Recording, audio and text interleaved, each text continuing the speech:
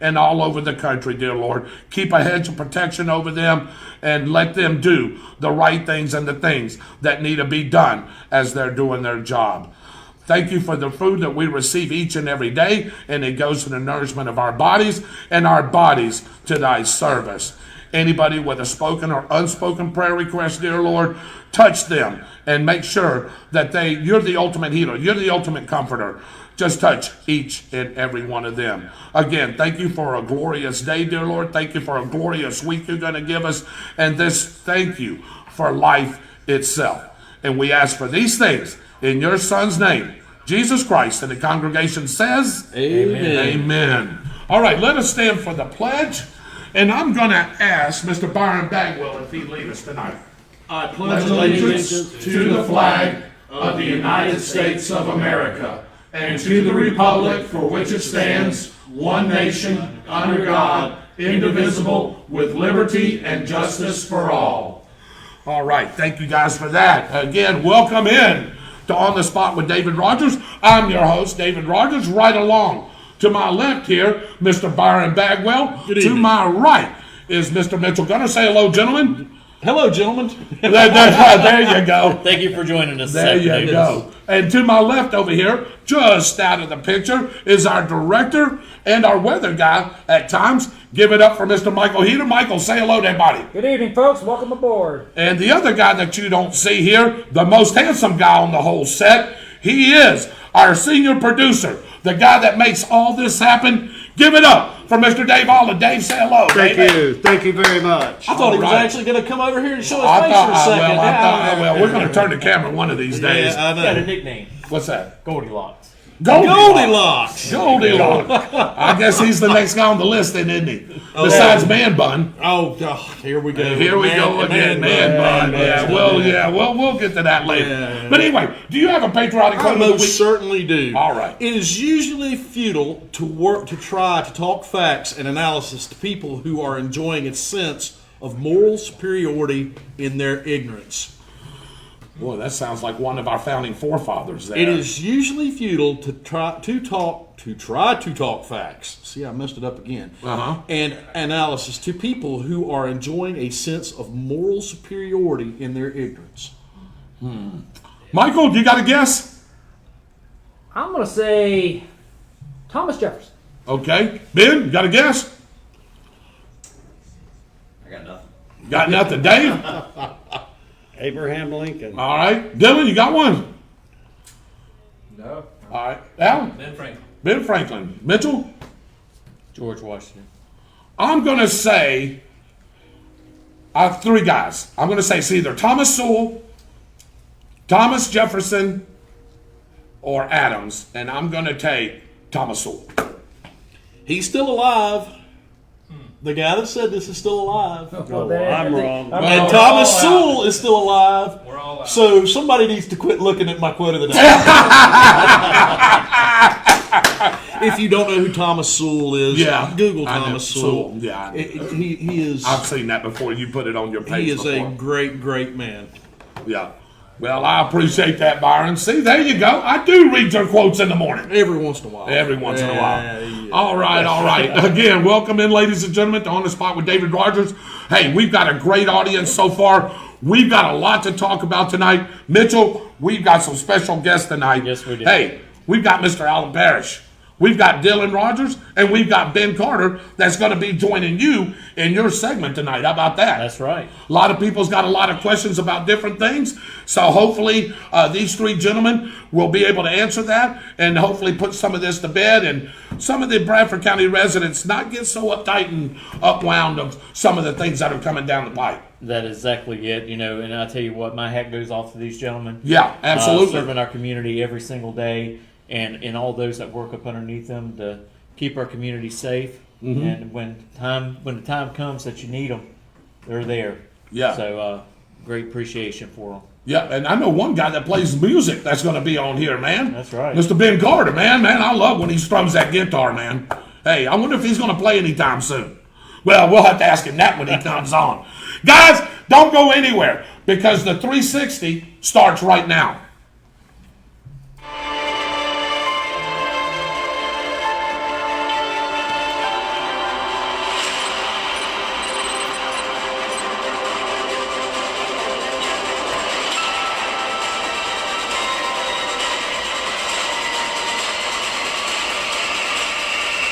This is the 360. Your news and weather update is 360 degrees in just 360 seconds. Tonight, brought to you by Southern Gem Photo Booth. Call 904-263-6079 and let Megan not only bring fun to your event, she can make it picture perfect. You got to get in on that. We begin in Alachua County, where a Hawthorne home was destroyed by fire yesterday. Firefighters from Alachua County, Melrose, and Windsor battled the fire in the 6700 block of Southeast 232nd Terrace. Approximately half of the home was engulfed in flames when crews arrived. While no one was injured, the owners lost their dog in the fire. That's a shame. Staying in Alachua County on Friday, also deputies responded to the Majestic Oaks apartment at 5800 Southwest 20th Avenue in Gainesville, where they found a 13-year-old gunshot victim. The victim was taken to the hospital, where she was pronounced dead, according to deputies. No arrests have been made at this time. Anyone with information on the shooting is asked to call the Alachua County Sheriff's Office at 352-955-1818 or Crime Stoppers at 352-372-STOP. And as always, you can remain anonymous. The Columbia County Sheriff's Office says their drug take back program this past Saturday was a great success, with over 67 pounds of unused prescription medication collected for proper disposal. Cheek and Scott Pharmacy partnered with the Sheriff's Office for this great event. Jumping up to Nassau County, where a police canine found 40 pounds of marijuana in a drug bust yesterday. Xena is one of 4 dogs in a Nassau County Sheriff's Office canine unit working to sniff out a variety of narcotics. Down to Marion County, where a suspect was arrested on an attempted robbery charges. It wasn't difficult, ladies and gentlemen, to figure out the suspect. He was the one reading notes on how to rob a bank. On Saturday, just after noon, 36-year-old Joshua Snavely walked into Bank of America and got in the line. When the teller mentioned him to move forward, Snavely approached with a notepad in his hands. He then began reading from the notepad, saying he was robbing the bank and they were going to give him money, according to the arrest report. The teller looked to their right and another employee activated the robbery alarm. Snavely was charged with attempted strong-arm robbery. He remains in the Marion County Jail with $5,000 bond. Well, I tell you what, guys, Byron Bagwell, you know what? I can guarantee you he ain't going to make a dadgum penny if he wrote a book about how to rob a bank, is he? No, but I think what we need to do is we need to make up a Stupid Criminal of the Week award. Yes, we do. Hand it out. I think he needs to be. We read one every week. I think you could call it the Snavely Award. The Snavely Award. Let's call it the Snavely Award. I think he needs to go get his mental status Good checked out. grief. My goodness. Let's move on to Putnam County, where on Monday, U.S. Representative Kat Kamek announced that the U.S. Department of Transportation will send $1.3 million to St. John's Shipbuilding in Putnam County. The grant will enable the Palatka-based company to expand its dry dock capacity for commercial transportation on the St. Johns River. The dry dock will take place around 18 months and to finish. Good. Under legislation expected to be approved Wednesday, hurricane supplies go tax-free the Friday before Memorial Day. Generators under $750, coolers, batteries, weather radios, and more are tax exempt. Bradford County emergency management officials hope the tax holiday will serve as a reminder for residents to get ready for hurricane season, which kicks off June the 1st. In July, there is a new tax-free holiday called Freedom Week. It includes camping and fishing gear, including tents, sleeping bag, camps, stoves, and more. How about that? We're going to shop on Freedom Week. I feel some rods and reels coming. I sure do, me and you both. You ain't kidding. How about you, Mitchell? I got most of that stuff already. Do you? I bet these gentlemen has got most of that tough stuff too. All right, guys. Well, I tell you what. Hey, I'm glad that y'all are able to join us. I know y'all are waiting for this, for our guest to come on tonight.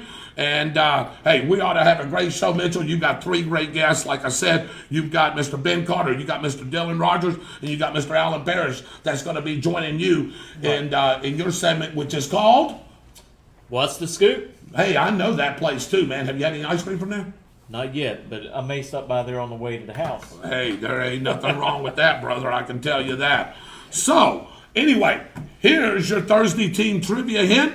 Each Tuesday night, we tease you with the answer to one of the questions from Thursday night team trivia at the Downtown Grill, hosted by yours truly, David Rodgers, which I do on Thursday nights at 7:30 at the Downtown Grill. Here's the trick, guys. The trick is we do not give you the question. You have to come out for Thursday night team trivia to play, and the top 3 teams win gift certificates from the Downtown Grill as usual. By the way, I was told to tell you somebody's up on you quite a few points. So you and Mr. Heater has got this little thing going. And, How's he up on me and I wasn't even there? well, That's what I'm trying to figure out. that's part of the thing there. He counts that as points against you. Second place. Second place. He plays second. Second place. I'm sorry, bro. I mean, hey, what do you want me to do? Take that up with Mr. Heater. You pay any attention to him? Do I pay him? I've learned to just ignore him. I just ignore him. Yeah, all right. So, well, He brings anyway. in all those ringers anyway. Does he? I mean, you should have. The last time I played him and beat him, did you see who was sitting at the table with him? Well, yeah, I did see who was sitting at the table with him. Yeah, but I seen who was sitting at the table with you. Well, that's my secret weapon. Yeah, I hear you. An engineer and an old school And a school teacher. Yeah. I mean, I Yeah. can't- So, here's your clue, and be sure to come out Thursday night at 7 p.m. for team trivia. The answer this week is Renegade. It's fixed. It's already fixed, isn't it? It's already fixed. Yeah, it's already fixed. That's all right. Hey, but you'll get the points too. Yeah, well, yeah. All right, all right. So there you go. Downtown Grill. The answer is Renegade. Probably 2 or 3 questions with that answer. Great points for that. So Already make got sure the you question come as out. well. You already know one of them? Oh, yeah. Which one is one of them? I can't say. Oh, okay. yeah. And now here's your Give favorite it away. segment that brings back a little history, brought to you by our great media partners, WEAG Eagle Country 106.3 FM, Chuck and Mary Kramer and Lynn Vellis, and of course our other partners, the Bradford County Telegraph, John Miller, John Ryan, Elizabeth Tillman, Mark Crawford, and of course Cliff Smelly. Here's What's the Dates?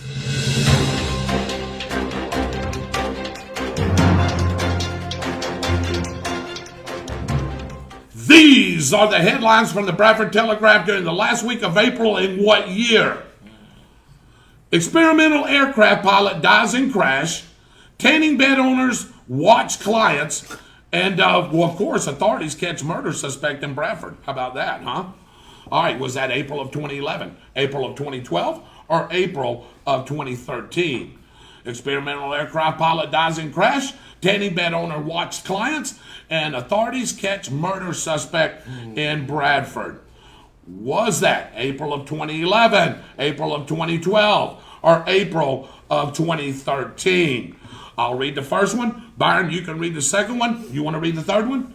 All right. A Jacksonville man died over the weekend when his homemade experimental airplane crashed along a tree-lined grass runway off Northwest County Road 225.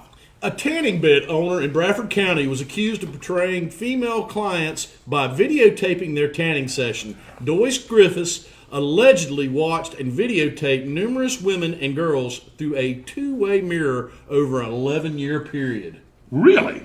What a pervert. A suspect in a gruesome Marion County murder case was captured in Bradford County in a raid led by our very own Sheriff Gordon Smith. The series of leads led to surveillance of a home on Northwest County Road 225 where Michael Shane Bargo was arrested for the murder of a 15-year-old. That's crazy. All right, experimental aircraft pilot dies in crash. Tanning bed owner watch clients. Authorities catch murder suspect in Bradford. Was that April of 2011, April of 2012, or April of 2013? Here you go, ladies and gentlemen. Welcome in On the Spot with David Rodgers. Again, let me introduce everybody. To my left, Mr. Byron Bagwell. To my right, Mr. Mitchell Gunner. Back behind the scenes, our director, Michael Heater. Over to my right is our senior producer, Dave Holland. We are the On the Spot crew. We are the DOR, the Defenders of the Republic. Glad to have you guys along. We've got 3 great guests coming up here in just a few minutes. We got Mr. Ben Carter, we've got David Rodgers, and we got Mr. Alan Parrish that's going to join Mr. Mitchell Gunner here at the round table here in just a few minutes. So we're going to get your guesses here on that. Gentlemen, if you don't know this part of the show, this is where our audience, yourselves, get to participate, and you got a chance to be put in a drawing for a $25 gift certificate to the Downtown Grill. We've had several winners already here since we've been doing this for the last 5 months. I'm going to tell you what, I'm going to go around the table and see if you can name one. Can you name one of the past winners? Miss Shirley Bagwell. Can you name one? I can name Ms. Mary Salvatore. All right. Can you name another one, David? He's in the ozone. Go ahead, Mitchell. Raymond, no. Raymond, no. Hey, I know a couple of more. How about Tammy Testone? Yep. She's one. Do you know the last one? Why'd you do that to me? I know it. Lydia Morris. That's right. it. That's exactly right. Lydia Morris. Those are our 5 winners. Michael, do we have a lot of them in there this time? How many we got in there? 17, 18? We have Michael always pulls that up. But this is your time to guess right here. I'll tell you what, we've got a lot of people on tonight live. Everybody wants to hear what these guys have got to say. I'm glad that they're going to be on the show tonight. Maybe we can put some things in. How many we got? 21. 21. Is any multiples? Yes. So we got several multiples. Several multiples. But you don't have to have multiples in there, Byron, to win. Just because I do believe that Mary Salvatore won with 1. That's exactly right. So there you go. All right. After reading all that, I'm going to go around the table. Byron, what do you think? 2011, 2012, or 2013? I remember this. Okay, you do. I remember this. I don't know that I should do this, but I'm going to say it Okay. anyway. I believe it was 2011. 2011. All right. Michael Heater. I responded to that. Okay. So you better not get. I'm going to stay out of it because I responded to the scene. All right. I will drop a hint. It was with a long retired EM director at the time. Okay. All right. Ben Carter. Going Byron on this. I'm going 2011. You're going 2011. David? Yeah, that was going to be my guess too. I was around and I remember that. All right. 2011? 2011. All right. Dylan? 2011. 2011. Alan? I was involved in it, so I'm not. Oh, you're not going to say. Okay, he was involved. All right. Mitchell? I remember the whole tanning bed incident, and I'm pretty sure that was 2011. You know what? I remember that too. I'm going to say it was 2011 as well. Again, let us go over some comments here real quick and welcome some people in. Ready, gentlemen? 1, 2, 3. Hello, LV! All right. Welcome them in here. So let's see. We got a lot of guesses. Byron, I just don't want to miss any. You've got Lydia Morris right there with 2011. You've got Lisa Terry with 2011. Miss Bagwell says 2013. Brian Dean. Michael says 2011. Okay. Kashawn McCallum says 2011. Let me see here. Joshua Florence, 2013. Randy Brooks, Yep. 2012. Okay. Raymond No, 2013. All right. Pam Whittle, 2013. Okay. Tammy Testone, 2013. Okay. Kelly Moore Rollins, Okay. 2012. 2012. Okay. Roy Jackson, 2013. Sharon Pettiprin, The model. 2011. The model, yes. Yeah, the model. Dorothy Starling, 2013. Yep. Mary Salvatore, 2011. Gordon Smith, 2013. Mike Richmond, 2011. And that's right. that's all the ones that I've got. That's what I've got so far, too, as well. I want to welcome in everybody to the show. Lisa Terry, welcome in. Miss Shirley Bagwell. Sharon Pettiprin, the model. She's on. Brian Dean's on. Lydia Morris is on. Mary Salvatore is on. Thank you very much, Mary. I'm glad that we was able to do that for you. The guy that I've got right now is doing great work on the spot lawn maintenance with David Rodgers. So anybody needs a yard mowed, just refer them to us and we'll take care of it for you.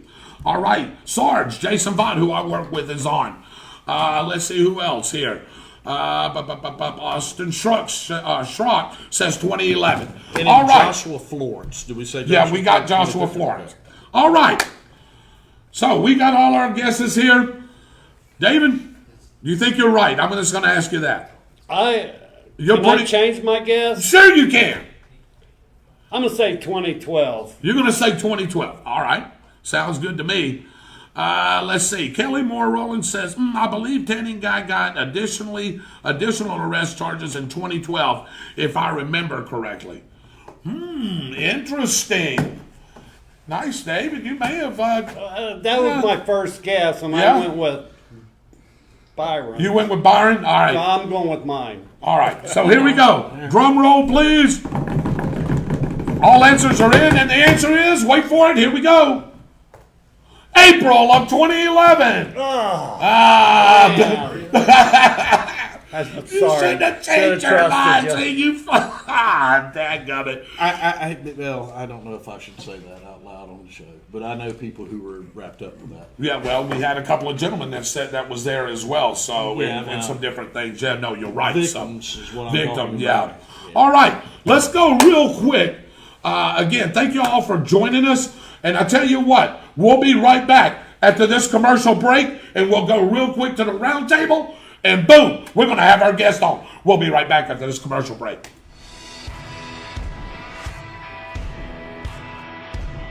Hey Tornado fans, this is Kurt Miracle of Miracle Automotive and Towing, proud sponsors of Tornado Football. I want to welcome you to beautiful Stark, Florida at David Hurst Stadium, and thank you for letting us be a part of this community.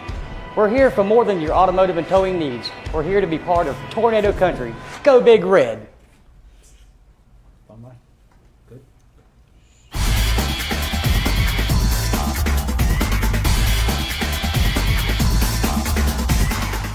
Welcome back, everybody. It's time for the round table alongside Mitchell and Byron and Michael and David and our three guests. Hey, welcome in again to On the Spot with David Rodgers. We have a great show lined up for you tonight. We've got a great viewing audience. A lot of comments already coming in. But this is the round table. The phone line is now open. You can call 904-458-7588. If the line is busy, you can leave a message and we will read your comments, Byron, on the air, or your message, or whatever it is. You can also try to call back if you wish, or you can hit us on Messenger. You can hit us anywhere you want. We will be checking that out. So again, the phone line's now open. 904-458-7588. Guys, hey, I'm glad to have y'all here tonight. We had a great show a couple of Friday nights ago. We did a couple of some sports there. Great show. Glad to have you back in the seat here. I'm glad to be back I know in the seat. I know you are. Man, me and you talk, and it's like, when am I getting back in the seat? Finally, you got a chance to get back. Well, it kind of is bad when you work an hour and a half after the show ends. Yeah, well, that's true. So That's true. Mitchell, I've had you along for most of the shows. Yep. I know racing's going well. We'll talk about that here in a little bit. We got Michael Heater with us, along with Dave Holland, and, of course, our three guests. Right now, here it is. Time to jump in. 904-458-7588 for the phone line right here. Hey, it's your chance to call. You'll have also that chance when Mitchell Gunner steps into the center seat here with our three guests. I'm going to be reading some comments as well, so to mediate and everything. Michael Heater is going to be answering the phone lines, so get ready. If we don't have any phone calls, we definitely want to jump in to What's the Scoop. That's right. So here we go. We'll be right back with What's the Scoop right after this commercial break.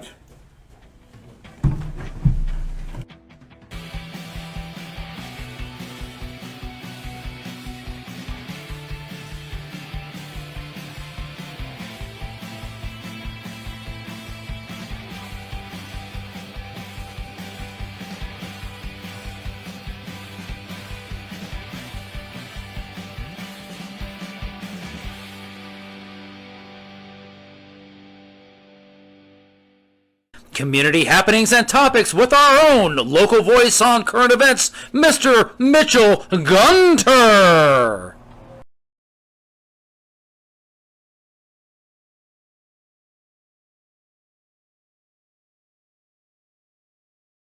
I know there's a lot of rumors going on with a new tax assessment for fire.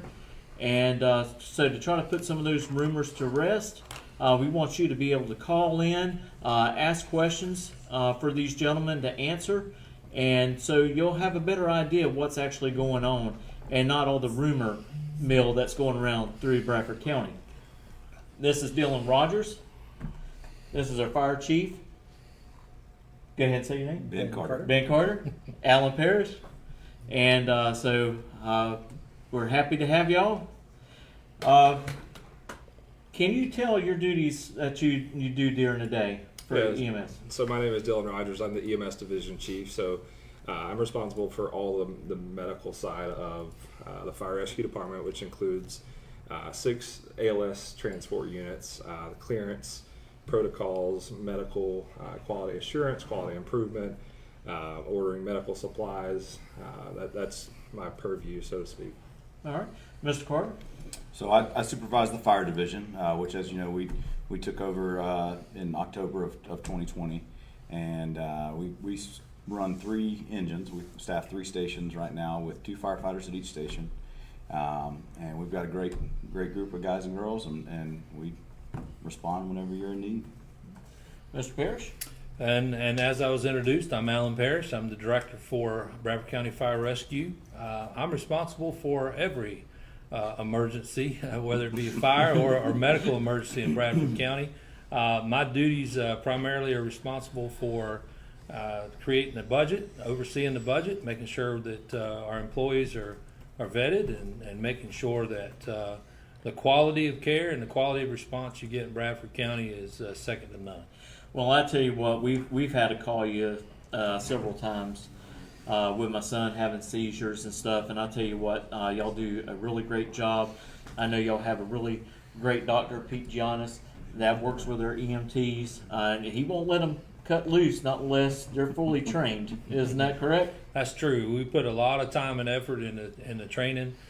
We put a premium on that. We believe it matters at the patient's side, and that's why Dr. Giannis has always been one of those staunch. He will not let you go out there and practice on his own without his approval. Right. I tell you what, he's a great guy.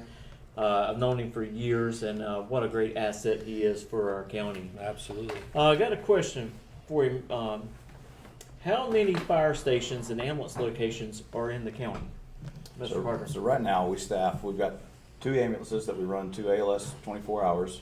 Right here out of Station 6 is our headquarters right here by the sheriff's office. Right here behind the courthouse. We run an ALS unit, transport unit, as well as a fire engine. We staff 1 in Lottie.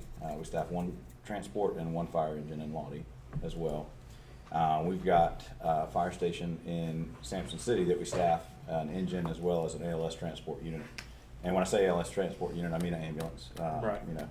And then we also staff 1 in Theresa as well. Staff 1 with ALS transport as well as an engine. And then we've got a part-time rescue that we staff at Hillman Springs Fire Station. Okay. And right now that's what we call a peak load truck at our busiest times during the day, and we staff that truck for 12 hours. I know one thing that you have done to help both of these gentlemen is a lot of cross training. So you have an EMT and a firefighter on one of those trucks. Yes, sir. That was our goal when we initially developed the action plan that was approved by the board last October. Part of our plan was to take and do more with less, and be able to have cross-trained employees that were dual certified. Prior to October, EMS was just standalone EMS here, had no fire credentials at all. And so we do, as much as possible, we're crossing those employees over. Still in that building process, we're 6 months in, and so we had to deal with a lot of employees that we had that were already currently employed, but everybody that's been hired after that fact, we've been dual certified, so we can run them both on the fire truck or the ambulance. I think that's a great thing that y'all are doing there, because when you arrive up on a scene, you never know what you're going to be facing. And I'll tell you, appreciate it. On a daily average, how many calls do y'all usually have? So on the EMS side, we're running about 23 calls per day as an average. We've seen quite a significant increase, almost 60% since this time last year. So we are really busy, and thankfully, we're handling all the calls appropriately with the units strategically placed throughout the county. But on average, we're running about 23 calls per day.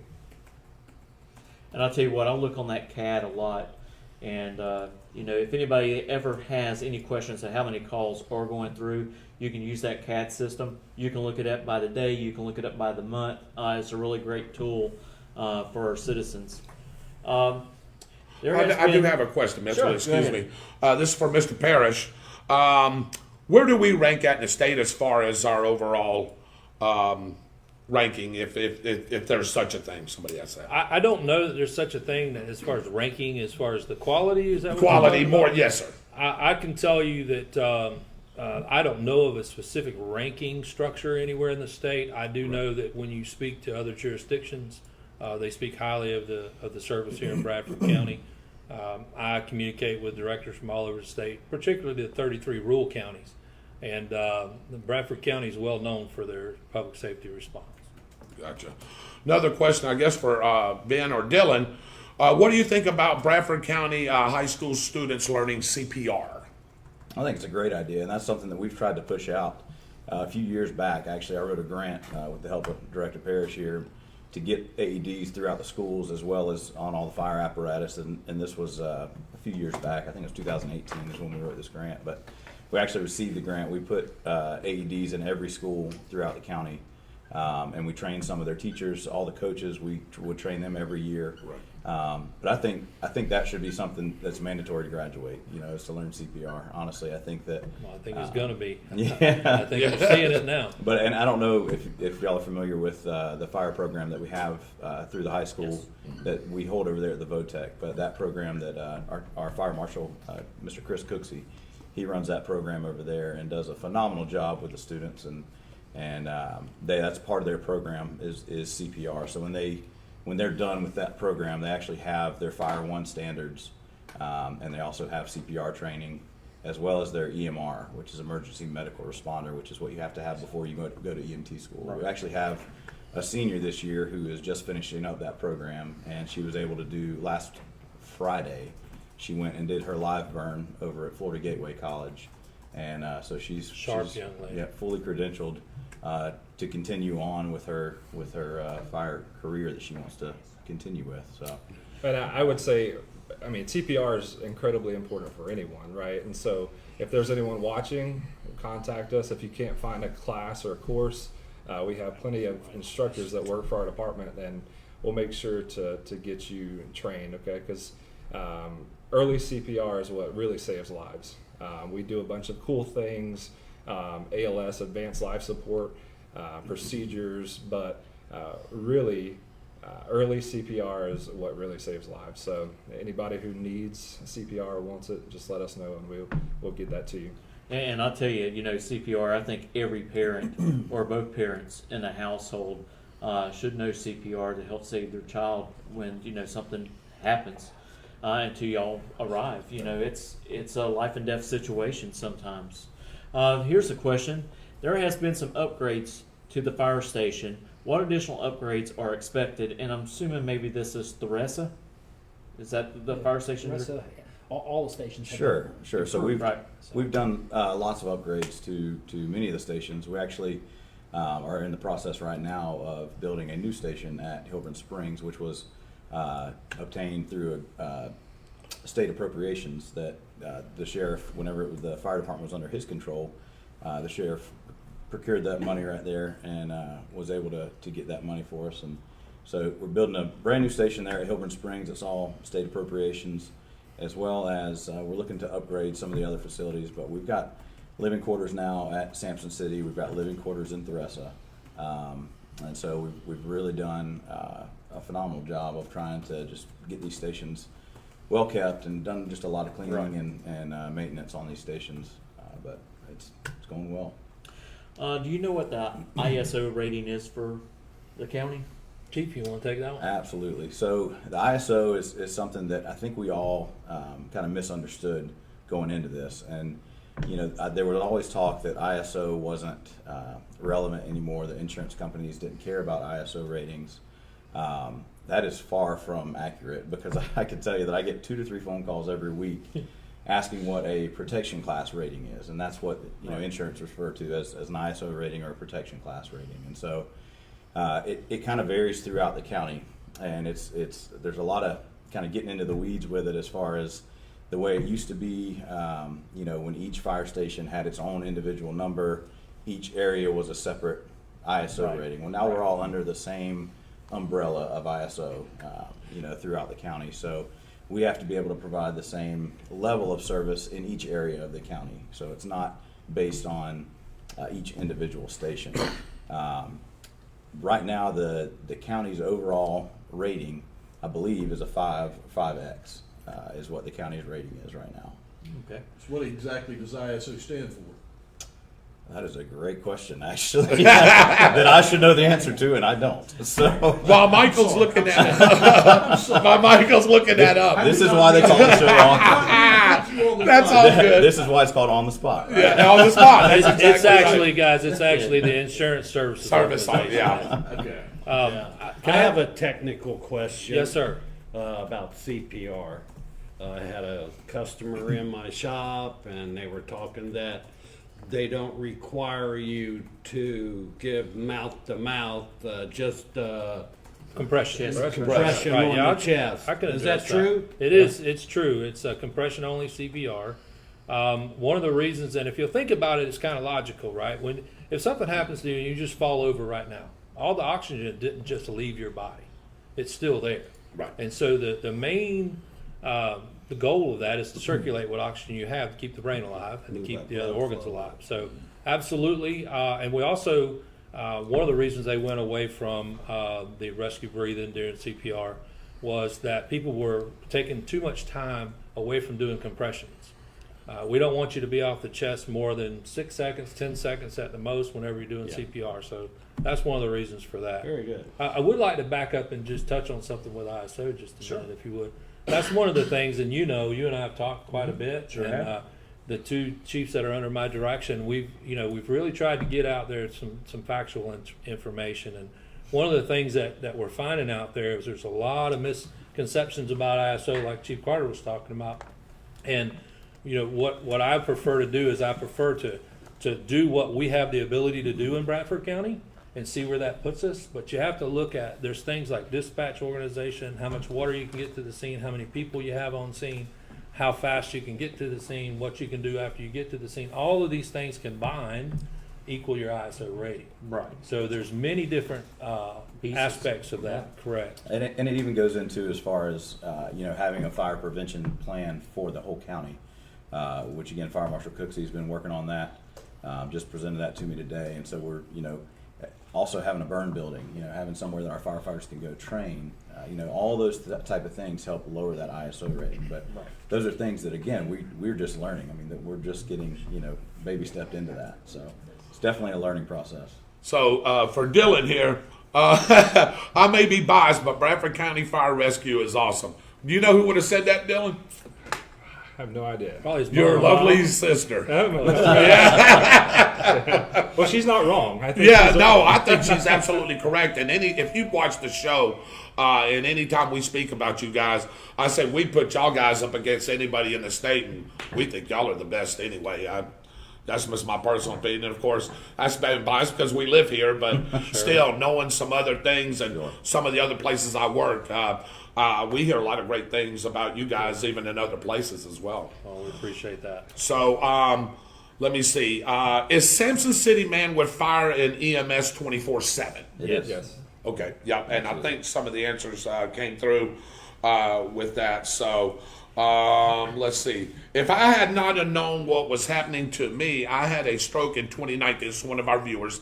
To my personal training from BCSO, my husband would not have known what was happening. So I guess he got some training from you guys and was able to save this lady's life. So there's a big thank you from there as well. A lot of love there. Raymond Knows says, are there volunteer opportunities within the department? So right now, we've kind of tried to focus on getting the house in order first. These first, it's been 6 months now, just over 6 months, and so our main focus has just been, let's get our organization built. Let's get our house in order before we start opening up any doors for anything else. That's something that we've definitely explored, we've talked about, and just quite honestly, there hasn't been a decision made on it yet. But that is something that we have all definitely sat down and talked about, and I think that volunteers have always played a huge role in this community. I mean, myself and Chief Rodgers both grew up at Hilburn Springs in the volunteer department. We both started when I think he was 15, I was 16. And that was kind of our, that was the way we spent our summers and, in high school and everything was at the fire department with Terry McCarthy and all those guys out there. And so it was, sorry, go ahead. No, I was just going to mention that ultimately is a decision for the Board of County Commissioners as well. I think that's an important aspect of it, whenever they're committing resources and dollars. But I agree with Chief Carter. Since taking over in October, I believe wholeheartedly that there is a role for volunteers in this community, and I think that with a little bit more work, I think we can open that opportunity up. It takes a lot more to be credentialed now than it did years ago when I started as a volunteer. So the short answer is currently we don't, but we sure have plans to make that happen. Here's another one. Will the Hilburn Springs station be staffed? So that is the plan right now. We're gonna, like I said, the state has awarded us that money for out there, and so we're gonna build a nice facility, and gonna have it staffed out there. And right now, just to echo, Chief Carter mentioned earlier, but currently right now it is staffed 12 hours a day with an ambulance. So we've kind of identified some key locations and on a heat map, and so that's where we added a 6th transport unit actually recently. So we'll also be moving our fire marshal out there. His office will be there at Hilburn Springs to kind of space out our supervisors, so that way we're kind of strategically placed throughout the county. We're not all in one spot. Now, what area of the county is the most active when it comes to fires? Well, our majority of calls happen in the city of Stark, within the city limits of Stark, and around the city. So that, I would say, that's probably primarily our most active area is the city of Stark and the surrounding few miles. If you take strictly fire, if you ask about fire activity, and then you'll find that the south end and the southwest end is probably the most active when it comes to fire calls. If you plotted them on a heat map, that's where I think you'd find the most of our actual true just fire calls. And believe it or not, accidents. Boy, I tell you, we've had our share. Looking at the numbers most recently, I don't know if you recognize that or not, but for the last 6 months, we've had over 23 motor vehicle accidents each month. We're averaging about 22 of those a month. Some of them severe, some of them not, but that has been one of the most glaring changes that we've seen. Chief Rodgers talked about a 60% increase in call volume. That's been a large chunk of them right there. Of course, COVID accounts for quite a bit, and I'm sure we'll get some COVID questions, but we'll be glad to answer. I think a lot of people also, they associate the fire department with just running fire calls. They only go to structure fires. We put out brush fires, things of that nature. I think a lot of people forget that the fire department also responds to vehicle crashes. We respond to medical calls with these trucks, with the ambulances. And a lot of the times when these ambulances are tied up, because these guys are busy. I mean, I say these guys, we're all busy. We always joke around and say we're the same one person, but it's all just one big family right now. And that's the thing about it is, whenever these ambulances are all tied up on calls, our fire engines are able to go and stabilize these patients until we can get a transport unit to them. And I think a lot of times, whenever you call 911 for a medical emergency, urgent medical illness, whatever the case may be, and you see a fire truck show up, it's important to remember that all of our firefighters are at least an EMT certified, so they have a certification, a strong medical background. So we have quite a few firefighter paramedics as well. So, if that fire truck shows up first, you are able to, get some type of medical care until the ambulance shows up. So that's a misnomer, I believe, throughout the whole country. Why does a fire truck come to my medical emergency? Right. So I tell you, I like this next question. Is there any staffing plan for the Brooker area? I'll address that, if that's all right. I'll give these guys a break. It seems like a lot of fire questions. So I'm enjoying this. I'll tell you, yes. Brooker, the southwest end of Bradford County, I came here in 2008. Prior to me coming to Bradford County, I was the EMS director in Union County for almost 15 years. And so Brooker has always been an area that has been an outlying area of the county that is sparsely populated out there, so the services have not been oriented in that area. We've made multiple attempts over the years to either obtain grant funding or staff certain things in the Brooker area, and so what we done most recently was the Sampson City upgrade that cut half of our response time down. And now we're finding ourselves still in need to do some more for the south end.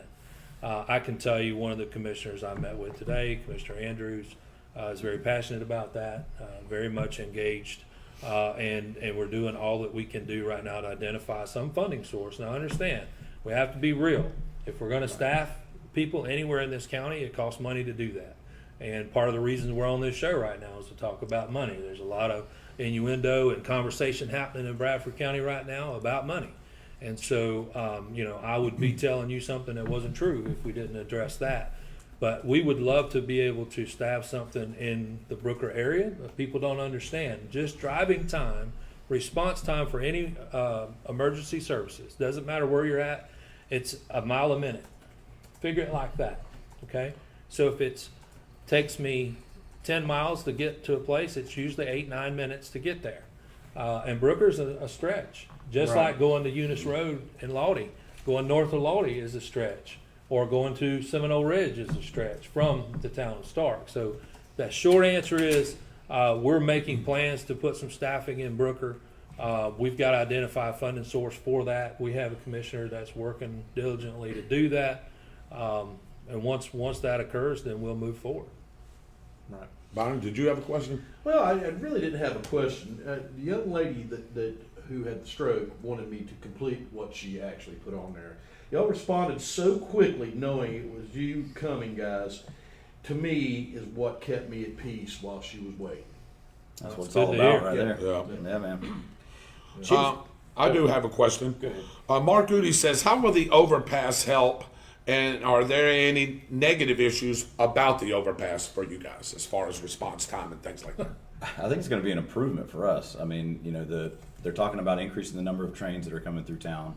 And so that's going to do nothing but allow us to get to the hospital, either side of the track there.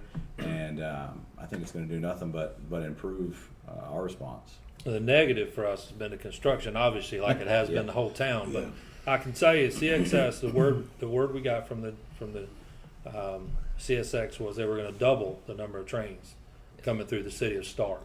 And you guys, any of you know that when the train stops, sometimes it's hours before it moves.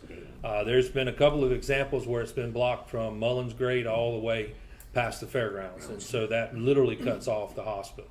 But it will definitely improve our response and be able to get both to the east side as well as the hospital. Some people are not going to know what Mullins Grade is. That's right. I'm sitting there going, I know exactly what you're talking about. Yeah, I know it too. So, absolutely. Here's a question for you, Chief. What are the conditions of the fire engines and trucks that y'all have? And the same dealing for the ambulances. And is our county equipped? We actually are pretty well equipped, to be honest with you. We have a decent fleet of vehicles, between our brush trucks, tankers, engines. It seems like there are a lot of repairs that have to happen, and I've learned that anything that is fire engine red is 3 times the cost as if it were not. Let me throw out a plug. We're fortunate here in Bradford County. We have an individual that is EVT, Emergency Vehicle Technician certified in many different areas. His name is Stuart Brandrick. If you run across him on the street, he doesn't speak quite like we do. He's from across the pond originally. And let me tell you what this gentleman does.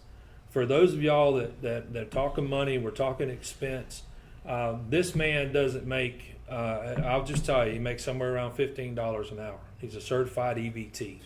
He works on these Dodge and Ford ambulances and the fire trucks that we have out there. If you take that to the dealership, you're talking $105, $110 an hour labor charge. This man does it. He's 24 hours on call. He'll show up on the side of the road, and he literally saves us hundreds of thousands of dollars every year in just cost. Not just the fire rescue, but he'll work on the sheriff's department vehicles and all of those things.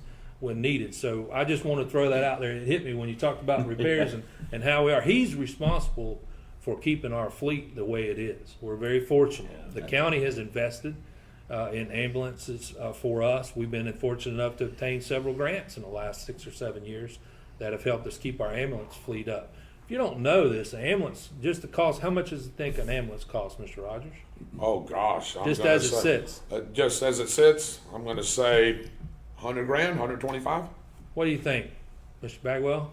Probably about 175 would be my guess. Dave, you got a guess? I'm gonna say 300,000. You're pretty close. Wow. $253,000 was the last one that was bought. And it was bought, and thankfully we're able to use the state contracting price to get that. Right? It's got that fire engine red color on Well, it. So, you know, it's just things like that we're very fortunate that we have an individual, and these guys do a great job. I'll throw a plug out to them. They do a great job every day of holding these folks accountable. So thank you for the question. I got to say Good also question. too that you know, that was one thing that a lot of these trucks that we have were obtained through grants that the volunteers wrote years ago, and those are the trucks we're still using today. And that again just shows you the huge role that volunteers have played throughout this county. You want to speak on the CARES Act funding that we've been able to purchase a couple ambulances through now? Yeah, just took delivery a couple weeks ago of a brand new ambulance purchased through CARES funding.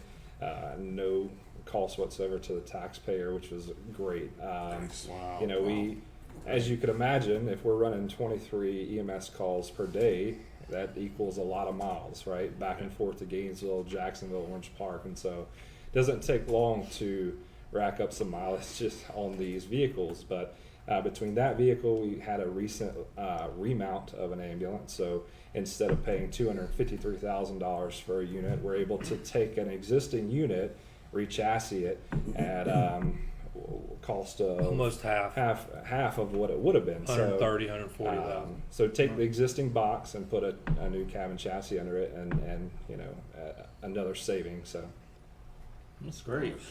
How many sets of Jaws of Life do y'all have? So we actually carry a set on each engine. So right now we have 3 staffed engines, and we carry, you know, a set on each engine. And when I say a set, we carry a set of cutters and a set of spreaders on each engine. And then our fire supervisor as well, we have a lieutenant on every day, and he carries what we call a combi tool, which is a cutter and a spreader in one tool. Because again, he's a roaming supervisor, and a lot of times he'll be the first, you know, to get to a scene. And there's been many times where he's been able to, if we need to get somebody, extricate somebody out of a car, they can pop the door real quick with just that little combi tool. Right, and I tell you, with the wrecks that we've been having here lately, those tools have been being used quite a bit. Absolutely. How much is the cost usually for the Jaws of Life? For a set of, you know, a set of spreaders, cutters, and ram is what we call it. Ram is just something that extends out both ends and kind of helps spread things out. It's right around $40,000 for a set of that. So it's definitely expensive equipment. Wow. I'll take the next. It's all battery operated at this point. We do have some hydraulic tools on there as well, because, you know, battery tools have their limit. You know, so we carry the hydraulic tools as well for more intricate cuts and extrications. But we do carry you know, the battery operated tools, which allow us to get those out and deploy them a lot quicker than the hydraulic tools. Exactly. This question is for Mr. Parrish. Lydia Morris says, does Bradford have the same as Union County, the ad valorem tax? Bradford has ad valorem tax, but not Union County. I can speak to that as well. Union County has a special assessment over there for their fire rescue. You know, we all pay ad valorem tax at some point for certain things. There's a very small number of millage that's set aside for the EMS fund here in Bradford County, but it's very minute. I don't even think it's a complete mill. It's a partial mill. All right. Viewer is asking, why are the fire stations in New River and Hampton are closed, and will they reopen? And what's the plan for the fire station there at Keystone on 21B? Multiple part question, so I'll try to get through them. Keep me on task here, guys, so that I don't wander too far. Well, I really can't answer why the fire station in New River and Hampton were closed. They were closed when we took over the operation October 1. What I was told was that we just didn't have any more volunteers in both of those areas. But I can't answer to the definitive reason as to why they're closed. Currently, we've been utilizing every resource we could to get us up and running and keep our house, get our house in order before we go back and reevaluate those.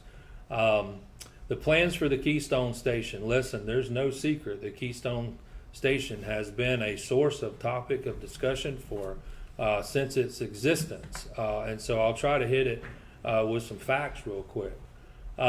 We'd very much like to utilize the Keystone Station. As you guys know, there's no living quarters there.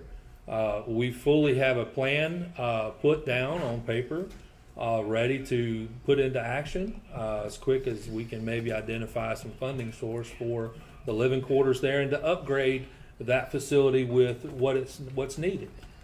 There are some things that we need to do to make some adjustments to that station. Just now, as we operate right now, we will send our fire guys are down there. I would say it's a fair estimate to say 70% of the time down there at that station, we have them go down there on purpose because it's quite a distance. Even though it's a 5-mile difference, that's 5 or 6 minutes quicker than I could get to you if you're at Seminole Ridge. So the plan for the Keystone Station is to try to utilize it to the benefit that it is. We have a pathway moving forward so that when funding becomes available to put a standalone separate living quarters there that we can afford to do correctly with the sprinkler system and things like that that's required. But we utilize that station quite a bit right now for using our special ops equipment is down there. And Chief Carter can talk a little bit more about it. But the bottom line and the answer to it is we're going to have to find a way to secure some funds, and we're working through that. As you guys know, you may or may not know, Mitchell, right now is budget season for the county. Oh, yeah. And so we haven't even sat down in budget workshops yet. We're working that. All of us as department heads were told to have our budgets ready by June 1st. And so we're busy preparing those now. So these guys are getting me, figures and facts, and we're getting those put together. But short answer is we sure want to use the Keystone Station. We feel like it's a viable option, even if we need to be creative down there. Even if we need to take that paramedic on that fire truck with that other firefighter, have them stationed down there at the Keystone Station, and have our EMS crews there in Theresa. I think that's the best of both worlds. Right. We understand this. Anytime we do something in one part of the community, it affects the other parts of the community. Right. And everybody here lives in a different part of the county, and every commissioner has a different district in the county. Right. But me, as the fire rescue director, I'm responsible for all 28,000 people. So I have to do what's best for the most, and we may have to get creative. And but what I assure you this, we're looking into the options. Well, I'll tell you what, I met with you a few weeks back with all of y'all, and we sit down and talk. It was a great experience to see what's on y'all's mind and stuff as far as that fire station, and I want to appreciate y'all for inviting me to come in to talk with y'all. And I'm glad, y'all are developing a plan and moving forward with it. I think it's a great building, just like a couple of things, and we're going to get there as a community. Well, I appreciate that. Let me just tell you this too. I'm very thankful for the opportunity for us three to sit down here and reach however many people we can reach. I believe in being completely transparent and open with everybody. I don't want to look backwards. As I said, there was a lot of conversation about that Station 10, and everybody's an expert. Everybody knows the best way to man a station or have a station be equipped. And so we're doing the best job we can for the most amount of people. But I appreciate the opportunity to come here. Oh, yeah. Byron actually had a question. Okay. Yeah. Do you have a grant writer within the department? No, we don't. I write. Us. Fortunately, I've been successful in writing the EMS grants since I've been here. We have since taken on the fire department. We were not successful this last round of obtaining the sheriff's department applied for a safer grant. They were not successful in obtaining that. We'll be applying for the next round of safer grant. We'll be trying to do that again, but we do not. No, sir. We write our own grant. Right. What are the facts about the fire assessment? How much are we actually looking at paying every year? Well, that's a loaded question, Mr. Rogers, but I can try to address it. Okay. All right. Putting you on the spot. That's on on the the spot. spot. Yeah, Listen, that's where you're at. Well, listen, that's probably why a lot of viewers are on there tonight, and I'm very Yeah. happy that we're at that question. Yes, sir. Bottom line is, like anything else, we're going to have to pay for the service we get. I can't answer that question, nor can anybody, and here's why.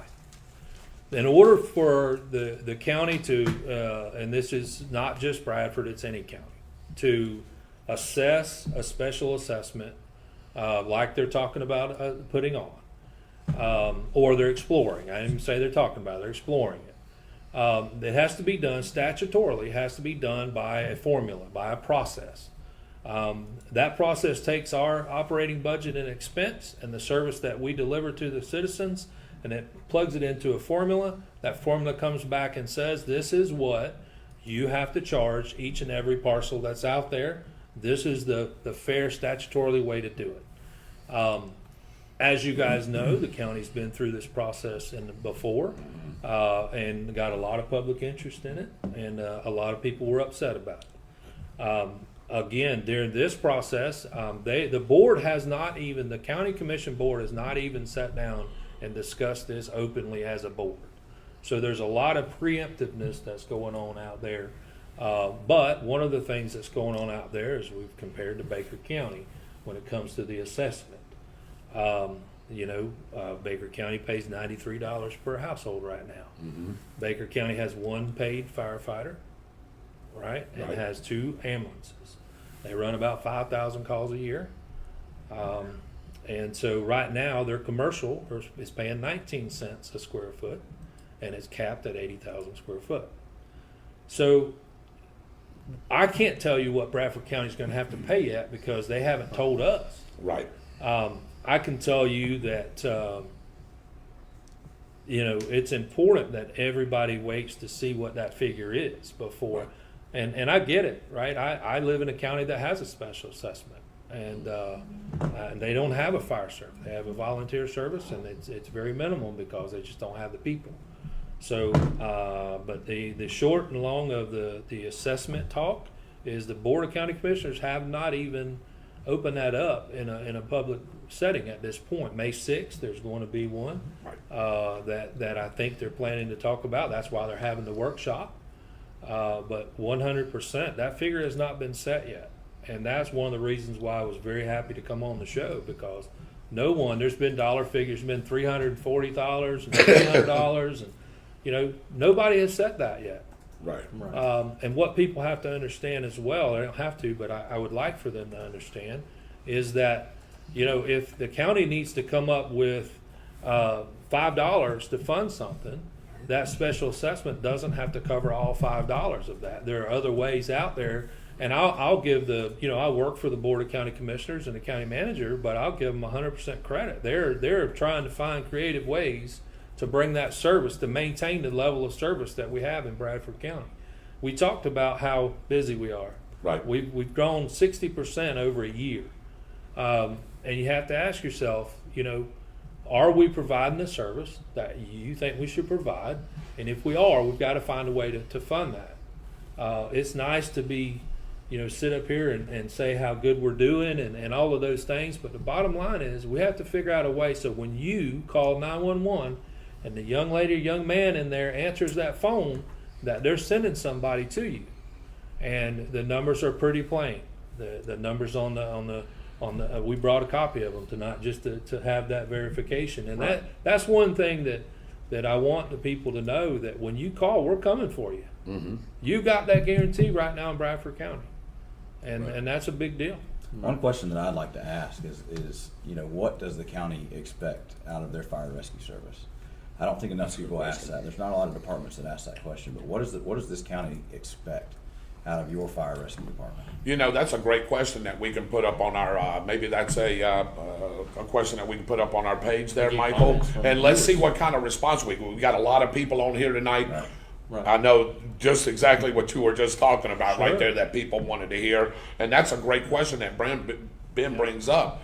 is, what do you expect out of your fire and rescue department? That's a good question. Right. Maybe we can make that as a poll question on our page. Just remember, the more you expect, the more it's going to cost you. Services do cost. That is the honest truth about anything in life. And the anything in more life, you right. expect out of something, the more it's going to cost. And I can tell you, we're not shrinking by any means in size as No. far as the county goes. If you drive out down by the Speedville station there, you got the Houses. RV park. There's 400 spaces in that RV park. You figure 2 people per RV. That's 800 people that we grew overnight in Bradford County. And so, they're expanding more. They're clearing Right. more property to build Yes, they more are. spaces out there. The housing development down there. And when you talk about economic development, when businesses look to come into this county, the 2 things they're looking at is what kind of infrastructure do we have? What kind of fire response do you have? What kind of fire rescue response do you have? And when I say fire response, I mean fire rescue response. I don't mean to isolate just the fire division. But those are the 2 things that these businesses are going to look at. The first thing is what kind of fire protection and rescue protection am I going to get?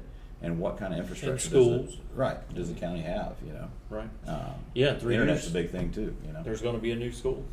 But I think to answer your question, if most people were honest, if they call 911, they expect somebody to show up, right? And know what they're doing. And so that's a great question. Not a lot of people think about because they expect it. It's going to happen. I'm thinking the number one answer to that question would be response time. Right. Yeah. Right. Yeah. And one of the things that, we're talking about fire assessment. One of the things that I brought at the last county commissioner meeting was impact fees on, new houses being built. We haven't had impact fees in a while. And those impact fees could help fund our fire department and EMS. Like I told the commissioners, we don't have to go $14,000 on impact fees like they do over in Clay County or whatever they are in Alachua. But if you have, $3,000, $3,500 on the impact fee, and you're building 100 houses, hey, 100 houses, that's $300,000 that can go to those services. I don't disagree. That's what I said a while ago. I think the board has been very creative in trying to. They heard the public. I think I'm comfortable in saying that they heard the public loud and clear the last time when that big number was thrown out there. So they understand. And listen, all of them are just as perplexed about this as we are. Right. We have I have a very fine line that I have to walk because as the department head, I have to make sure that we have enough to pay these people and to buy the equipment and to pre-plan. But I also have to recognize that, we're Bradford County. We're still rural. We're still small. We're still tax-based constricted, constrained physically. So it's a balance. It's growing pains. Right. And I tell you, a lot of the things people don't understand is that you don't just have that, but you have the maintenance on your buildings and the maintenance on your trucks as well. Routine maintenance on your vehicles that has to take place. Yeah. When something breaks, it's got to be fixed in your fire station. Fuel alone, we just looked at fuel, and how many gallons did we spend? It's amazing. It's crazy. So. Hey, and I just wanted to put this out there. If you got some questions and you want to call in, feel free. It's 904-458-7588, and you can ask a question while you're on the phone. So please call in. You just don't have to type it up. Here's another question. What is the number one item that you would improve in service in the county? That would improve our service? Mm-hmm. I'll take it. Yes. Sure. Right now, we're running 2 firefighters on each engine company we call. We have 2 firefighters at Hilburn, 2 firefighters at Theresa, 2 firefighters at Laudy. I'm sorry, at Sampson. I'm sorry. But one of the most problematic thing for me that I lay awake at night and worry about is the safety of my crew, safety of the firefighters. Right. What would improve our service is to put that 3rd firefighter on those fire trucks. Right. That's the reason a lot of times when you show up at you see these other jurisdictions in Gainesville, Alachua, Clay, all these other departments, you'll see a bunch of firefighters there. Well, it doesn't take long for 6 men to give out at a fire, to get spent at a fire, a working fire. What worries me is, one's pumping the truck, and until the others get there, there's a void. And so if you ask me the number one thing that I believe that we need to improve our fire service in our county, and that's add that third man. If you ask me on the EMS side of things, I think is to increase that 12-hour truck to a 24-hour truck. We simply have, and I don't know if you brought those pages with you or not, but there's another aspect that we haven't talked about because I wanted to be as positive as we could tonight. Right. But one of the things that I don't think people realize, we show this to the board often, is we still had, even after putting the 6th part-time peak hour truck on in March, we still had 11 days in the month of April so far that we have not had an ambulance to send to a 911 call. And so if you ask me the number one thing to help a fire, that's to give them enough people to do their job. If you ask me the number one thing on the EMS side of the house, I'll tell you that it's making that truck 24-hour truck. But overall, I think that the focus we've had on training, focus we've had on safety is paying off at the point of service delivery, which is at the patient. Right. And I'm glad that you brought up some of the other counties, because I know in some of our smaller fire stations that we have over in Alachua, there's about 5 men and women per fire station over in Alachua County, just depending on the size of the fire station. You get to the bigger ones, shoot, there's probably 10 there at those fire stations. To just give you a comparison of what they have in fire service and what we have in fire service, and how great of a job that y'all do with what y'all have is, it's excellent. Oh, it's top notch. Well, and I'll tell you, I'm not just saying this because I'm sitting right here next to him, but one of the reasons I've worked for Director Parrish for 14 years now, and one of the reasons that I've stuck with him this long and stuck with his leadership is because he's always focused on taking care of his personnel, making sure we're safe, making sure we're well taken care of, but the main thing is always focused on patient care. If it goes towards patient care, he says, let's get it done, let's do it. But that's his main focus. It doesn't matter if it's Bradford County, Union County, wherever it's at. That's been his main focus. Has been, because I worked for him for both counties. I worked when he was over at Union County as well. But that's always, since I've known him, that's been his main goal is focus on patient care, and everything else will just fall into place. Mitchell, I have a question. Sure. And for any one of the gentlemen here, would Bradford have a community event like a movie or just a show and tell so the community can better understand what the fire department is all about, to cut down on like false calls and let people know how to prevent? I'm in Union, and we did that until COVID, and she hopes they bring it back. So something like that, would y'all entertain? Like a town hall event? Something like that. I guess maybe at I'd the Jumbotron, maybe they do some kind of movie at Union or something like that. I'd love to be a part of that. We've always talked about putting something on at the Florida Theater, on their commercial breaks or something like that, before the movies. Well, we'd love to do that. Education is, I've got a face for where radio, it's at. so it's going to be. I would say Good. I would Follow say up with it. we do push a lot of information out on our social media page. So whether it be things we're doing for training or safety tips, follow us on our social media page also. Right. Well, again, if you'd like to call in, please feel free. Telephone number is 904-458-7588. Here's another question. Would the City of Stark residents pay an assessment, or is the City of Stark Fire Department funded differently? The City of Stark Fire Department is their own entity, so they Right. already pay city taxes for their fire department. They wouldn't be double taxed. Right. That portion would be, to my knowledge. Now, I'm not the lawyer, I'm not the finance director. Well, I see it the same way. But that's from my understanding, as they wouldn't be double assessed. That the City of Stark would be its own entity there. Can I touch on the City of Stark real quick? They've been a huge help in our success so far. Chief Wise and I work really well together. Known him for forever.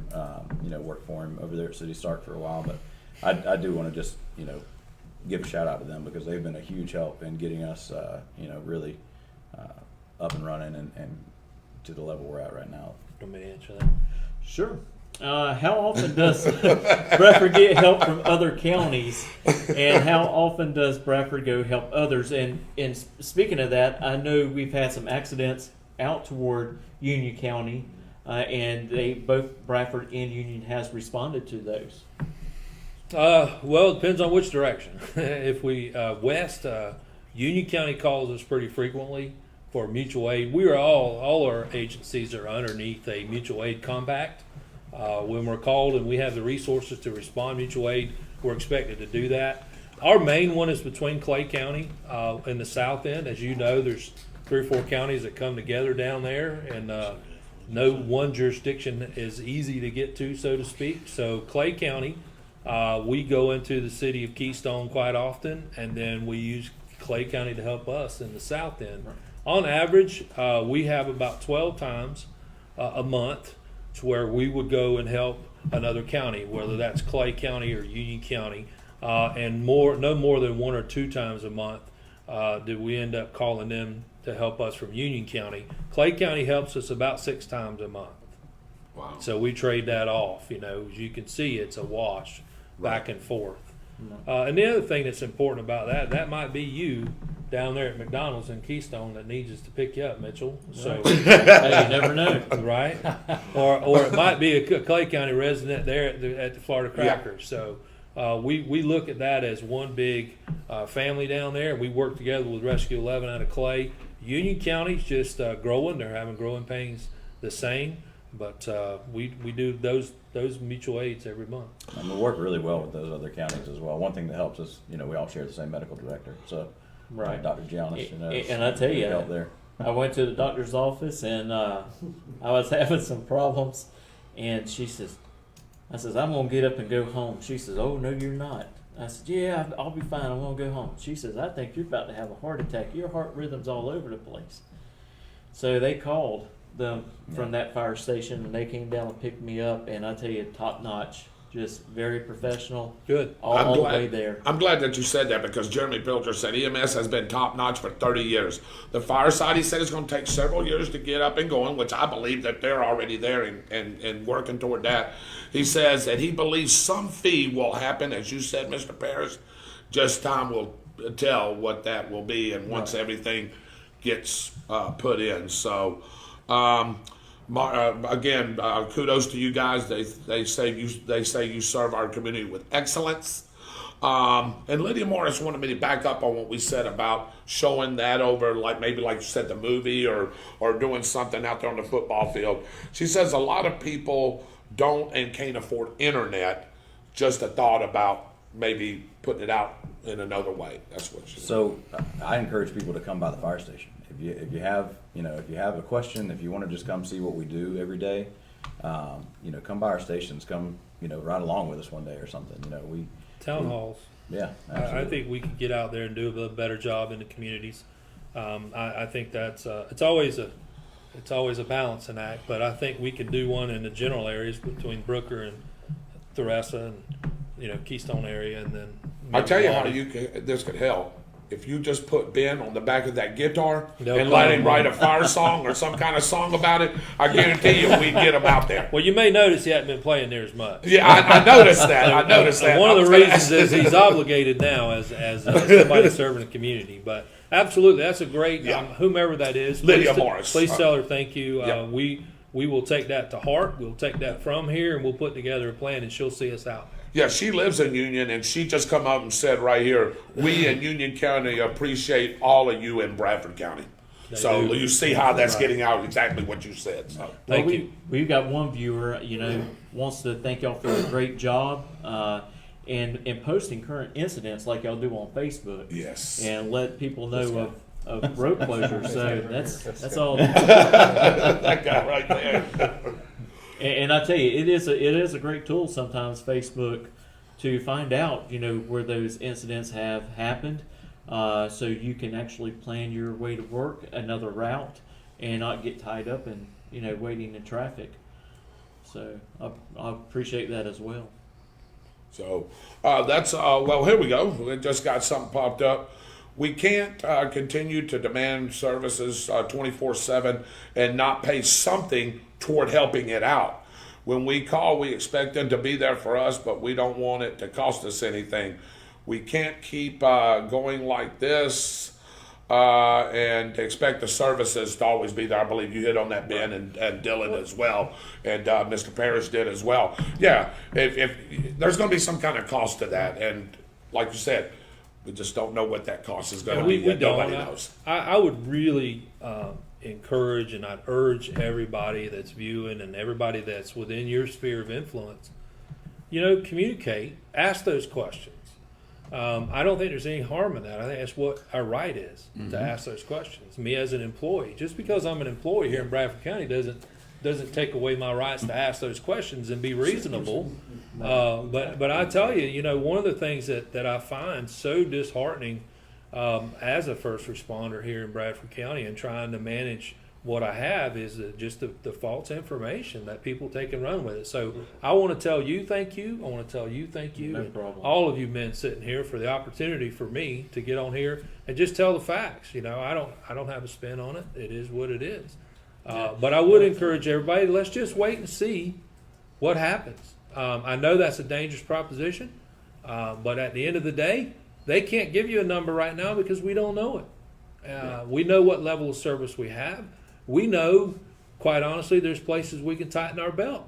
Yeah. We've identified. I've been tasked by that board. That board's told me in no uncertain words, you're going to get down to the nitty gritty. So we're looking for those areas now. But we're also going to make sure that we've got the equipment and the people out there. When you call 911, you get it. That's all we're doing. And some people do complain about, being a tax Sure. assessment on there. But when it's time for them to call for services and they need help, that it changes. One of the things the idea you think changes really quick. This whole idea about the cost of a pizza and those things, I would say when you have short of breath or you have a heart attack, call the pizza man. Have him come fix you. If you don't, you got to pay something. Right. Yeah, And exactly so, right. and that's my whole thing. If we do a fire assessment and we can get it to a certain point to make pretty much everybody happy, and to cover the rest of those expenses, do those impact feeds, meets everything in between, and makes everything work. And I think that's what the board should look at. Right. And we passing and doing. I mean, $3,000 over a 30-year mortgage. You're definitely not really going to see it. Sure. Can I just say, as I know we're wrapping up here. Sure. I think that one of the main takeaways from all of this is the level of service that's being provided right now, and it's not because of any one person. It's because of the men and women that we've got out there on the front line. That we've got a great group of guys and girls right now that are dedicated and bought into Bradford County and what we do here. Not everybody's from here. There's people that drive 2 hours to work to come work here.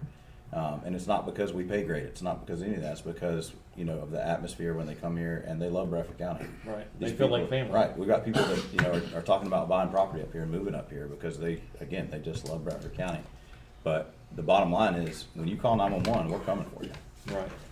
And Dylan, one thing I like that you do also on Facebook is you let everybody meet the new EMTs that are going to be on the Yeah, I ambulance. was going to mention that. That Dylan is does a great. great job with that, by the That way. is great. Yeah. So people associate that when they come to their house, and they know their name. Makes it a little bit more personable. Definitely. When it's a bad time. So One of the other things that people need to understand and know is you guys sit down and you give the board a budget. They don't have to approve that budget. They are the ones that are setting the assessments. Right. And the fact that if you're going to do an impact fee on housing, that's up to them. That's not coming from you guys. You just basically say, this is what I need to make the services in the way that you need them.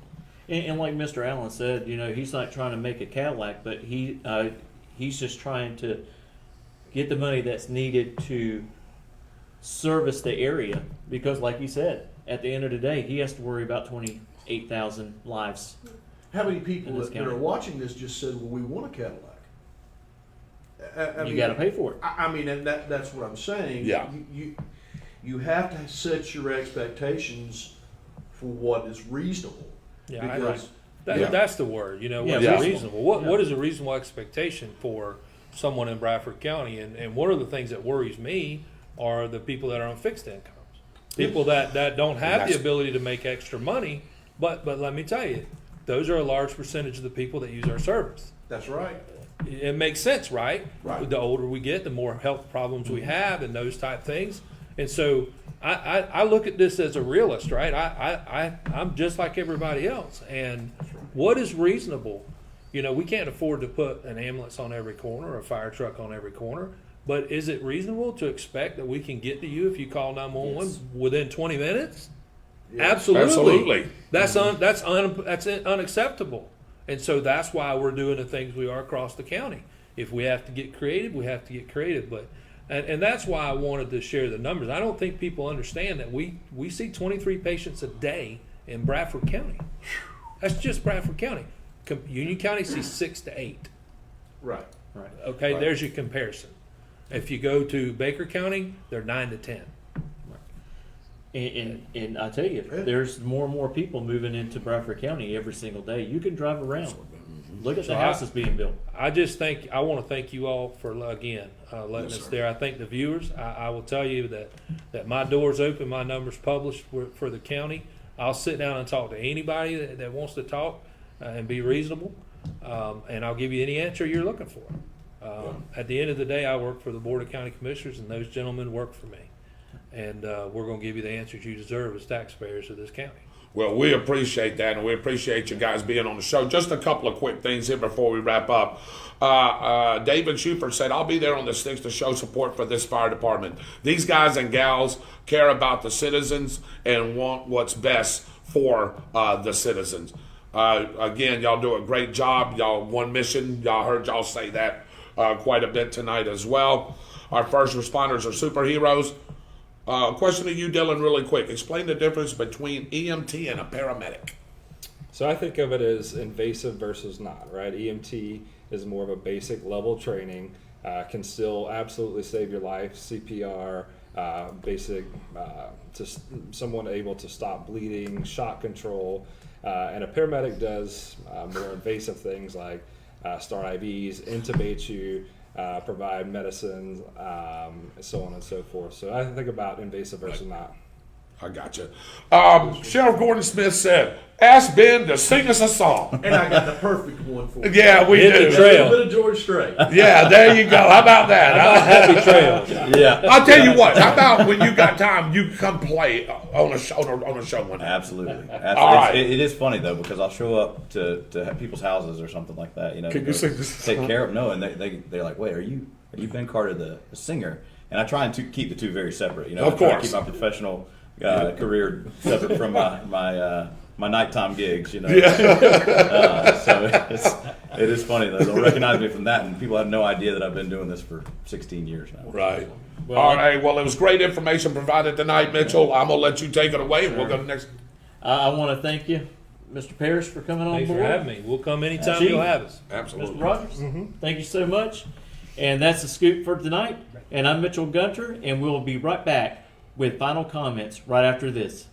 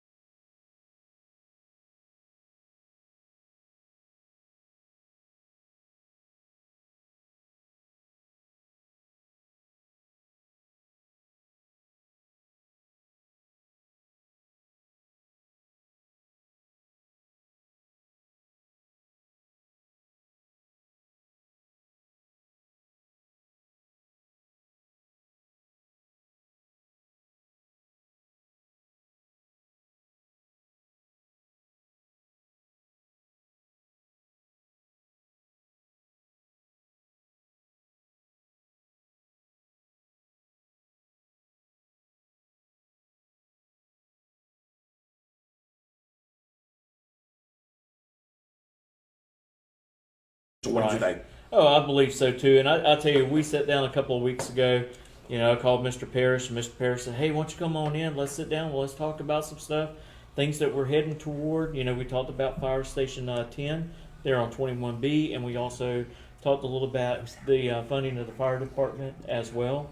And that's where I came up with maybe we needed to start looking at assessing back in impact fees on construction. So, But what'd you think, Byron? What'd you think about the overall? I know we was sitting back there looking at each other.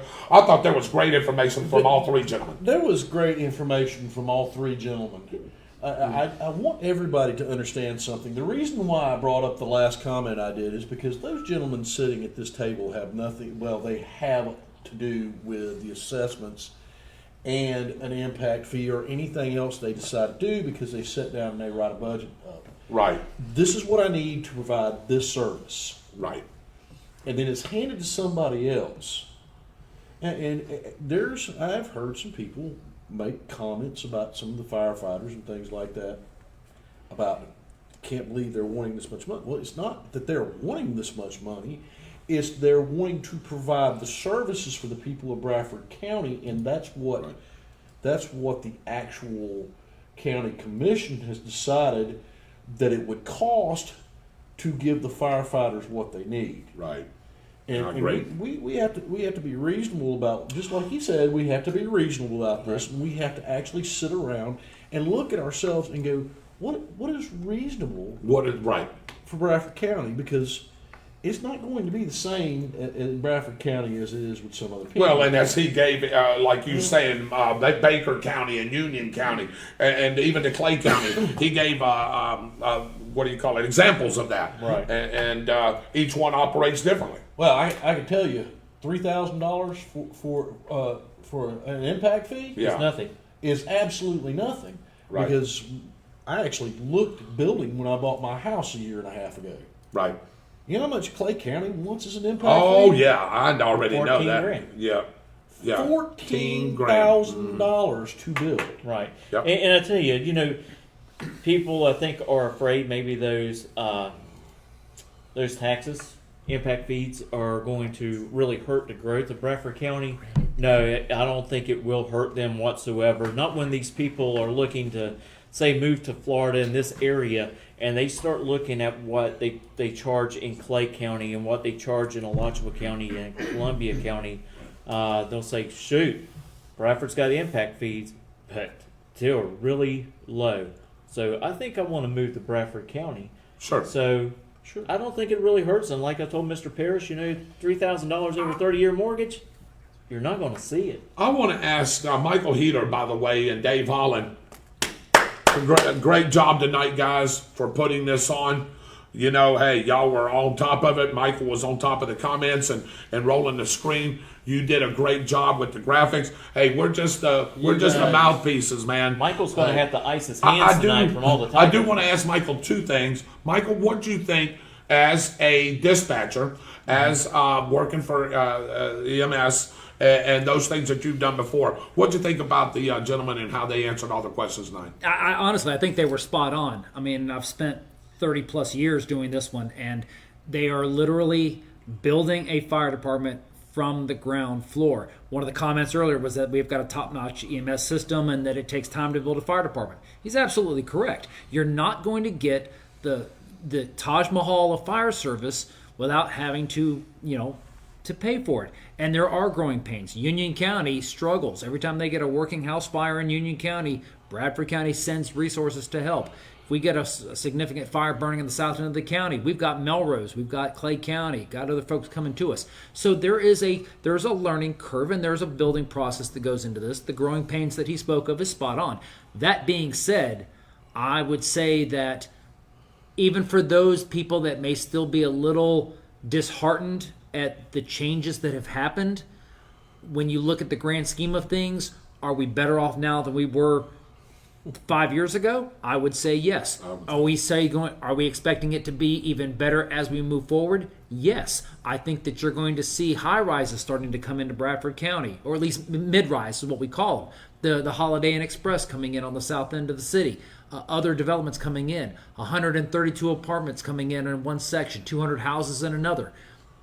Those residents are expecting a level of service. And what you have to understand is that, nothing is for free. And I think that we're on the right track with what Chief Carter, Chief Rodgers, and Director Parrish are moving forward with. And I tell you, Michael, you're talking about housing and people moving here. One of the things the city of Stark and the county is going to keep on working on is their infrastructure to help us bring, more businesses into our county, warehouses or any type of things like that that will provide a lot of jobs for our community. And when that happens, man, you're going to have people move here. Yeah. And I'm ready for it. I'm ready for our county to grow. And still keep the small town mentality. Yeah, I know you can still keep that, Byron. You can increase jobs. Yes, the city of Alachua, is a there, perfect example. It's boomed, Yeah. and everybody there is just still a small town. Yeah, but it has boomed. And right. I see that Bradford County could probably boom just as well as Alachua has. It can. The city of Alachua. Sorry, it can and it will.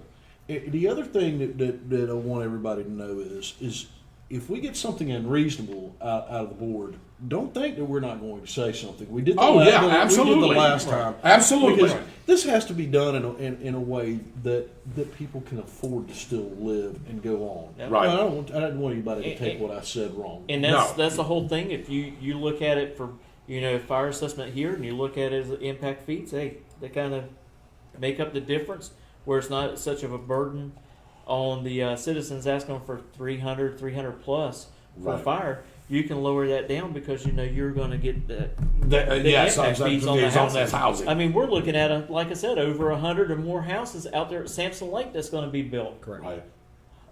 I mean, all right, I'm getting ready to shut the show down here real quick, and man, there's been a lot of great information. Real quick, Mike, we didn't have weather. Give me a quick weather report, just real quick. Real quick weather forecast. You're going to be looking at some decent conditions and seasonal temperatures. Going to be on the increase. Humidity is definitely going to be on the rise. Chance of rain moving in on Saturday. And I said beforehand, I did not think that we were going to get another cold snap, but I think you're going to like the weather coming in Sunday and Monday. The kicker here is that cold front that moves through could spin up a little tropical activity in the Atlantic coming in next week. We're going to keep an eye on that one. Austin's Weather Service will have the latest, as will Bradford County Emergency Management. Gordon Smith says, I was in Ohio at a wedding, and they were playing his song, Take It to the Lake. Yep. Got to brag at work with him. Miss Shirley Bagwell, I know we didn't get a chance to show it. Thank you for that wonderful gift. Byron, tell everybody real quick. Do we have it real quick? We're going to present it. We got to show it. Sorry, guys. Show it. I started talking about pollen and started sneezing and coughing. I know it. You are so right, Byron. Now, Lydia says we have to be reasonable. I want to thank everybody for watching. Let's see, $3,000 impact or a fee on a 30-year mortgage is approximately $8.50 a month. Yeah, Gordon, you're exactly right, Sheriff. That's why we love you. Michael, you want to show that? I believe they're. Hey, look Byron, at that, man! I'm gonna tell you, was that? I'm glad that you caught the sneeze a while ago, and not on this. Not on this.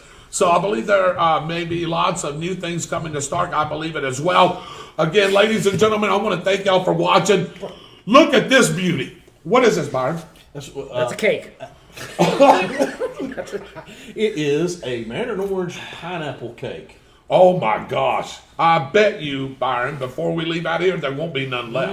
Or very little. Very little, probably. Somebody asked for that, I believe. Yeah. I want to. Can I have this right here? You get out of here. Yeah, hey, wait a minute. Here we go. All right. On behalf of our director, Michael Heater, Mr. Dave Holland, our producer, Mr. Byron Bagwell, the national dude of the week, of the month, and of the year, and the next governor. And great job tonight, Mr. Mitchell Gunner, our local guru with all the guests. I want to thank Ben Carter. I want to thank Dylan Rodgers. And I want to thank Alan Parrish for joining us tonight. God bless you guys. I'm David Rodgers. I'm your host. Good night. And we'll see you the next time on the Spot with David Rodgers. Good night, everybody. Good night, everybody. Good night.